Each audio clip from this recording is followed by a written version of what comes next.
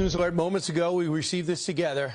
We received a statement from the DHS regarding the $59 million sent from FEMA to New York City migrants last week. Quote, 4 employees being fired today for circumventing leadership and unilaterally making the egregious payment for hotels for migrants in New York City. We have not announced it yet, so we have it first. There's going to be firings, the names are going to be out, and let's bring in New York Congressman Mike Lawler. Congressman, your thought about that move? Well, it's long overdue, frankly.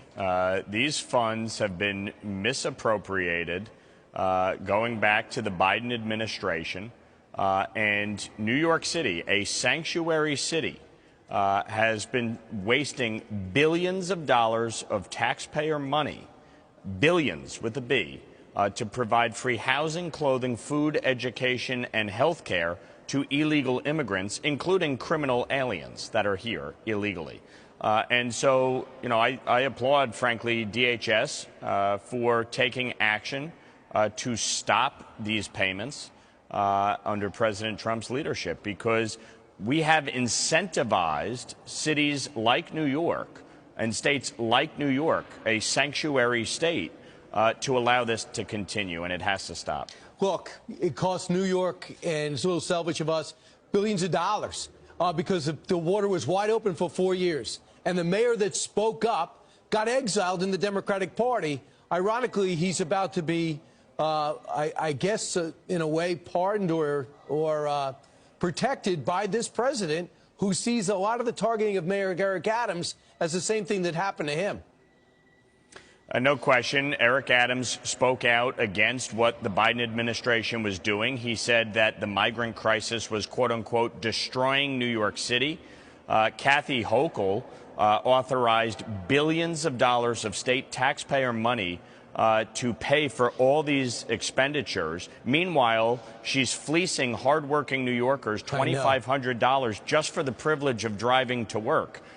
It really just speaks volumes to how inept, incompetent, and corrupt New York has become under feckless leadership. Right. We have to stop this massive influx at the border, which is what President Trump is doing. But we have to stop incentivizing states and cities like New York by spending billions, and in this case from FEMA, $59 million to support their efforts to circumvent federal law. That's really what this boils down to.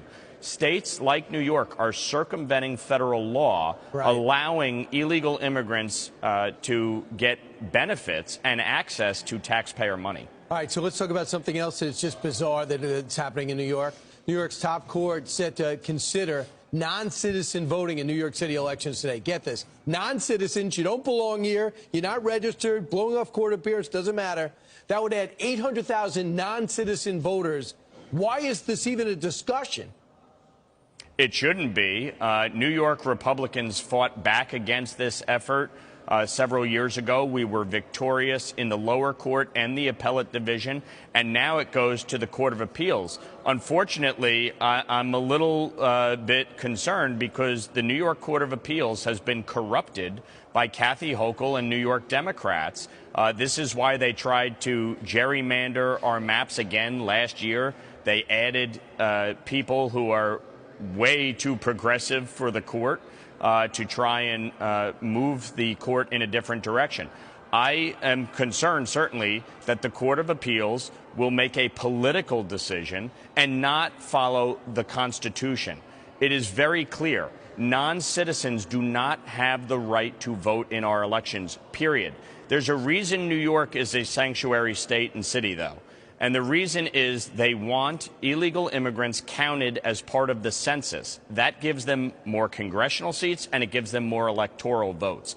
That's what this all boils down to. They want them to be able to vote in our elections. I fundamentally believe that it is wrong. It violates both the U.S. and New York State constitutions and needs to be prohibited. And if the court had any courage or any conviction at all, it will reject this outright today. You would think, because they want to loosen up that. Next thing you know, non-citizens voting in general elections. They'll figure out a way to do that. You know what I think it is? Republicans getting very close in New York to winning a lot of traditional Democratic seats, maybe even the governor's mansion.